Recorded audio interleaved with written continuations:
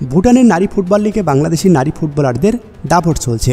Sabina Rituparna চাকমাদের প্যারো FC যেখানে সবার শীর্ষে, তাদের পিছনে ছুটছে কৃষ্ণা রুকমা চাকমাদের ট্রান্সপোর্ট ইউনাইটেড।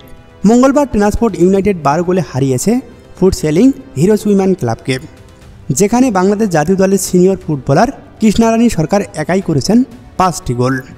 প্রথমার্ধে তিনি হ্যাটট্রিক পূর্ণ করেন, দ্বিতীয়ার্ধে করেন আরও 2টি গোল। 12 গোলের মধ্যে কৃষ্ণা একাই করেছেন 5 গোল, তাতেই হয়েছেন ম্যাচ সেরা। ভুটানের নারী লিগে এ নিয়ে দ্বিতীয়বারের মতো ম্যাচ সেরার স্বীকৃতি পেলেন বাংলাদেশি ফুটবলার কৃষ্ণারানী সরকার।